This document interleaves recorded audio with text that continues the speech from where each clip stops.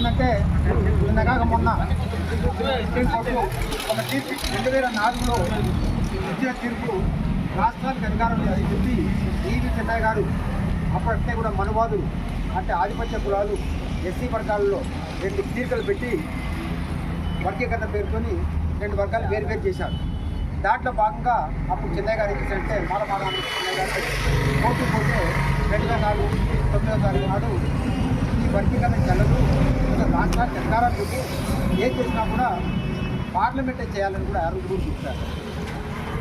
మరి ఇవాళ 2024 వచ్చేసరికి మొన్న చివరి రోజు పోయిన నెలలో 4 రోజుల క్రితం ఏం చేశారు, వర్గీకరణ రాష్ట్రాలు చేసుకోవద్దని చెప్పన్నారు.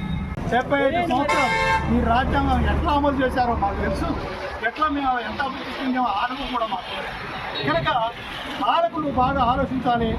ఓట్లు దండుకోవడానికి మాత్రమే ఓటర్లుగానే బలహీన వర్గాలు చూస్తూ ఓట్లు వేసిన తర్వాత అధికారంలోకి వచ్చిన తర్వాత ఓటర్లనే అడగదప్పడం అనేది ఇది న్యాయం కాదు అని అత్యున్నత న్యాయస్థానానికి మా విన్నపాన్ని తెలియజేస్తున్నారు. కనుక ఇక్కడున్న మా రిక్వెస్ట్ ఒకటే, ఇప్పుడున్న ఈ తీర్పులు దయచేసి పునఃపరిశీలించండి. భారత రాజ్యాంగంలో ఉన్న 340 ఆర్టికల్ కాపాడండి. ఒకవేళ వీలైతే ప్రభుత్వానికి మీరు భారత 368 ఆర్టికల్ ప్రకారం వర్గీకరణ చేయొచ్చని కూడా మీరు చెప్పండి.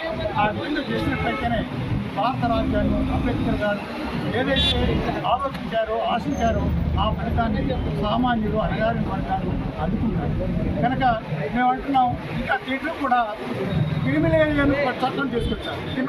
క్రిమిలేయర్ గురించి ఎక్కడా కూడా ఏం లేదు. కానీ అత్యున్నత న్యాయస్థానం క్రిమిలేయర్ ఎవరైతే గ్రేడ్ 1 ఉద్యోగులుగా ఉంటారో వారి సంతానానికి తిరిగి ఉద్యోగాలు రాకుండా ఒక కొత్త మెలికబెట్టారు. ఇది ఎవరు అడగని విషయం. అట్లాగే బీసీలు 52% ఉంటే 25% మాత్రం రిజర్వేషన్ ఉంటాయి. ఇట్లా చేస్తే 50% రిజర్వేషన్ మించకూడదని సుప్రీంకోర్టు తీర్పుంటే 50కి మించి 10%, 7% అగ్రవర్ణాల వాళ్లకు ఎకనామికల్లీ వీకర్ సెక్షన్స్ అని 10% రిజర్వేషన్. వాళ్ళు ఎంతమంది ఉన్నది? 3 ఉన్నారు. 7% అదనంగా రిజర్వేషన్ దొరుకుతుంది. అంటే ఈ విధంగా కూడా పేదలకు ఎనలేని అన్యాయం జరుగుతూ ఉంది. కనుక అత్యున్నత న్యాయస్థానం మరొక్కసారి మా పిటిషన్ స్వీకరించి మా మనవిని ఆలకించి దీన్ని పునఃపరిశీలించి అందరికీ ఆమోదయోగ్యమైన అందరూ కూడా తెచ్చుకునేలాగా తిరిగి తీర్పు ఇవ్వాలని ఎలక్ట్రానిక్ మీడియా, ప్రింట్ మీడియా సోదరులందరికీ జైభీం చెబుతూ ఈరోజు మాలల ఘోష అనే దాని మీద ఇక్కడ ధర్నా కార్యక్రమం చేపట్టాం. అదేవిధంగా 2 తెలుగు రాష్ట్రాలలో కూడా ఈరోజు కలెక్టరేట్లో ముట్టడి ధర్నా కార్యక్రమాలు చేపట్టారు రాష్ట్ర కమిటీ జాతీయ కమిటీ. అదేవిధంగా ఈరోజు మాలలుగా జరిగిన అన్యాయం మ్యాక్సిమం ఉత్తర భారతదేశం కూడా అట్టడిగిపోతుంది ఎస్సీ ఎస్టీ రిజర్వేషన్ మీద. అందుకని వర్గీకరణ అనేది చేయడం అనేది చాలా తప్పు. ఇవాళ ఫస్ట్ ఒక 20 సంవత్సరాల క్రితం 5 బెంచ్తో వేసిన కమిటీ వేస్తేనే కొట్టేశారు ఉషామేర కమిషన్ వాటి కూడా. అప్పుడు చంద్రబాబు కూడా ఈ రాష్ట్రంలో వర్గీకరణ చేస్తే మరి తర్వాత ఆయన ఎలాంటి బుద్ధి చెప్పి పంపించామో మరి అందరికీ ఇక్కడ పబ్లిక్ ఈ రాష్ట్ర ప్రజలందరూ కూడా తెలుసు మాలల సత్తా ఏంటో. అదేవిధంగా ఈరోజు కూడా దీన్ని మళ్ళీ ఈ యొక్క ముళ్ళ కంప లాంటి 341 ఆర్టికల్ని ముట్టుకుంటే ఎవరైనా భస్మం కావాల్సిందే. అదేవిధంగా రేపు జరగబోయే స్థానిక సంస్థ ఎన్నికలు కానీ రానున్న ఎన్నికలు కానీ ఈ రాష్ట్ర ప్రభుత్వానికి కూడా అదే గది పడుతుంది రేవంత్ రెడ్డి గారు కూడా ఈ మీడియా ముఖంగా చెప్తున్నాను. అదేవిధంగా మాలలకి అన్యాయం 7 కమిటీని వేశారు. 7 కమిటీలో ఎవరైనా బీసీ ఉన్నాడా, ఎస్సీ ఉన్నాడా, ఎస్టీ ఉన్నాడా? ఇదంతా మనోవాద కులాలు జాతి మొత్తం కూర్చొని అందులో కూడా ఒకళ్ళు డిస్మిస్ చేశారు దీన్ని. ఇదంతా రాజ్యాంగానికి విరుద్ధంగా చేస్తున్న ప్రకటన కాబట్టి ఇది అంతా నేను తప్పుకుంటున్నా అని చెప్పి ఒక మేడం గారు కూడా తప్పుకోవడం జరిగింది. ఆ మేడం గారికి కూడా ధన్యవాదాలు తెలుపుతూ ముఖ్యంగా ఈ యొక్క వర్గీకరణ అంతమే మనలో పోరాటం అని చెప్పి మేము గత 27-28 సంవత్సరాల నుంచి కూడా మేము పోరాటం చేస్తున్నాం. దీని విధంగా ఏడ్చేవాడికి కన్నీళ్లు దూర్చినట్టు విధంగా ఇవాళ వర్గీకరణ చేసి మరి ఏమి సాధిస్తారని చెప్పి కూడా మేము అడుగుతున్నాం. అదేవిధంగా రేపు జరగబోయే రోజులలో కూడా మళ్ళీ మేము వర్గీకరణకు వ్యతిరేకంగా సుప్రీంకోర్టులో పిటిషన్ వేస్తున్నారు మా పెద్దలందరూ కూడా. అదేవిధంగా దీన్ని వర్గీకరణని పూర్తిగా ఖండిస్తూ మానలందా ఇప్పటికైనా ఐకమత్యంతో ఈ యొక్క పిలుపు అందుకొని వందలాదిగా తరలి వచ్చి ఈ యొక్క జరగబోవు కార్యక్రమాలన్నింటిలోనూ పాల్గొనాలని జై భీములు జరుపుతూ ముగిస్తుంది. జై భీమ్. ఈరోజు ఖమ్మం జిల్లా బాలమహారాడు ఆధ్వర్యంలో ఖమ్మం కలెక్టరేట్ ఎదుట ఎస్సీ వర్గీకరణ వ్యతిరేక ఉద్యమానికి నిరసన ప్రదర్శించడం జరిగింది. ఈ కార్యక్రమంలో పాల్గొనడం జరిగింది.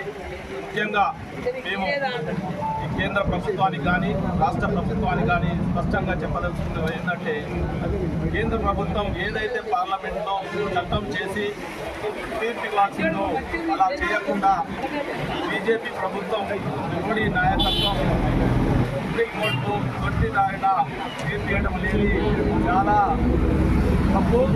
ఈ తప్పు అనేది సాక్షాత్తు సుప్రీంకోర్టు చేయడం, జడ్జీలు ఇవ్వడం అనేది ఇది ఏదమైన చర్య అని ఈ సందర్భంగా తెలియజేయడం జరుగుతుంది. మోడీ యొక్క నాటకాలు చోటే బై బడే బై నాటకం అనేది ఇప్పుడు బయటపడింది. కాబట్టి యావత్ ప్రజలు ఏదైతే బాధిత కులాలు ఈ వర్గీకరణ ద్వారా బాధపడతారో వాళ్ళంతా కూడా ఈ చోటే బడే బై మతలబుని గుర్తించి ప్రతి ఒక్కరు కూడా దీన్ని ఎండగట్టాల్సిన అవసరం ఈరోజు ఆవశ్యకత ఉంది. కాబట్టి ప్రతి ఒక్కరు కూడా అక్కడ తీర్పు వెలువడిందో వెలువడలేదో కానీ ఈ రాష్ట్ర ముఖ్యమంత్రి వెంటనే ఇప్పుడు వచ్చే నోటిఫికేషన్లు కూడా దీన్ని అమలు చేస్తా ఉండడం చాలా నీతిమాలిన చర్య. రేవంత్ రెడ్డి గారు, మీరు ఈరోజు రాష్ట్రంలో ముఖ్యమంత్రిగా కొనసాగుతున్నారంటే కేవలం మాలలు మీకు కాంగ్రెస్ పార్టీకి ప్రచారం చేయడం వల్లే ఈరోజు మీరు ముఖ్యమంత్రి సీట్లో కూర్చున్నారు. ఇది గుర్తుంచుకోండి. ఈ అసెంబ్లీలో 119 మందిలో మీరు ఒకరు. ఈ 119 మందిలో కూడా సంబంధ కులాల వాళ్ళు ఉన్నారు. అందరి అభిప్రాయంతోనే నడుస్తుంది తప్ప మీరు ఎప్పటి అత్యుత్సాహం జరపడం చూపించడం అనేది కూడా చాలా హేళమైన చర్య అని ఈ సందర్భంగా తెలియజేస్తున్నాను. ఖబర్దార్, ఎస్సీ వర్గీకరణకి వ్యతిరేకంగా ప్రతి ఒక్కరు పనిచేయాలి. ఎందుకంటే ఇది సుప్రీంకోర్టు ఇచ్చిన తీర్పు కూడా ఇది చాలా దరిద్రమైనది, ఇది హేమమైన చర్య. కాబట్టి మోడీ గారు, మీరు చోటే బై బడే బై ఇది సినిమాల్లో చేసుకోండి, ప్రజలతో ఆడుకోమాకండి అని సందర్భంగా తెలియజేస్తున్నాం. జై భీమ్, జై భారత్. తీసేయాలన్న దానికి పార్లమెంటుకి మాత్రమే అధికారం ఉంది. పార్లమెంట్లో చట్టం చేయడం ద్వారా మాత్రమే దానికి అధికారం ఉంది. కానీ అది కాదని చెప్పి ఈరోజు సుప్రీంకోర్టు సొంతంగా ఒక నిర్ణయం తీసుకొని రాష్ట్ర ప్రభుత్వాలకి సహాయం